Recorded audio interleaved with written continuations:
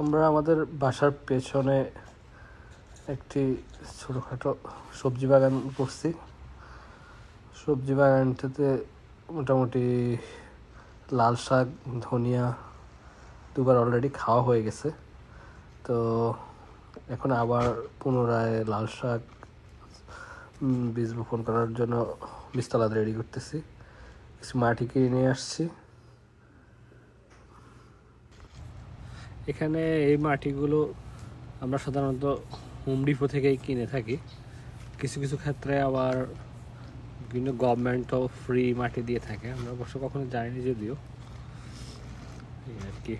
তো আমরা 3 জন মিলেই এটা তৈরি করছি। মোটামুটি খারাপ না, ভালোই লাগে। ফ্রি টাইমে এখানে কাজ করি মাঝে মধ্যে এসে। মোটামুটি এন্টারটেনমেন্ট প্লাস ভেজিটেবলও হচ্ছে, খারাপ না, ভালোই।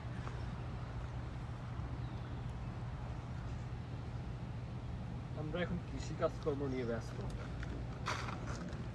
আপনি যখন কোনো কিছু নিয়ে বোর থাকবেন, স্ট্রেস ফিল করবেন, নেচারের সাথে কিছু কাজ করুন, দেখবেন you will feel more better and nature always make your mind blowing.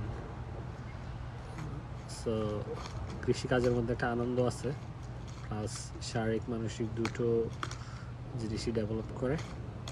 তো সব কিছু মিলিয়ে ভালোই লাগে। যদিও দেশের মাটিতে কখনো খুব একটা এগুলো করা হয়নি, কিন্তু শখ ছিল তাই করতেছি।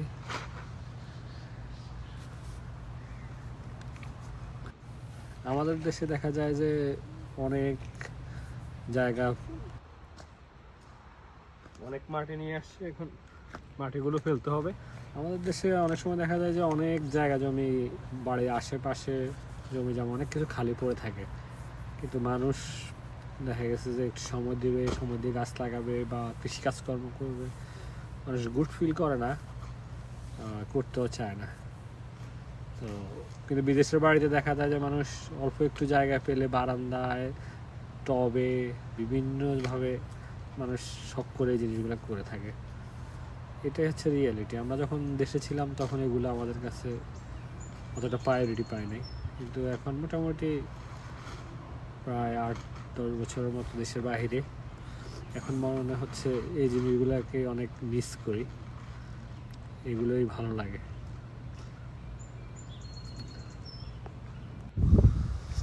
এক কথায় বলা যায় যে যুক্তরাষ্ট্রের মাটিতে ছোটোখাটো একজন কৃষক, আর খারাপ না, মোটামুটি আমার কৃষি কাজকর্ম ভালোই ইমপ্রুভমেন্ট আছে, আর আমি ভালো এন্টারটেনমেন্ট করি এটা।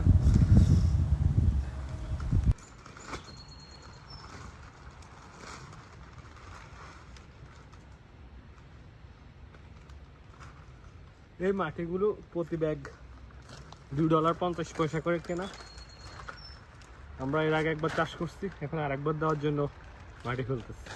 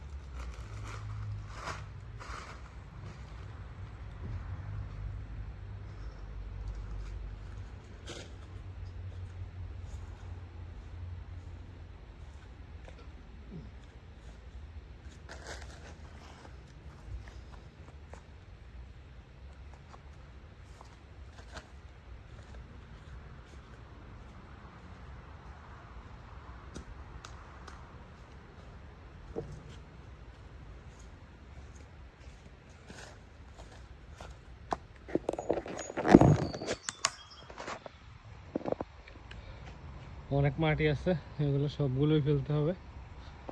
আর গাছগুলো মোটামুটি বড় হয়ে আসতেছে, বেগুন ধরছে, টমেটো ধরছে, মরিচ ধরছে, সিম গাছ, বেগুন গাছ, সিম গাছের জন্য ইয়েগুলো দেওয়া হয়েছে।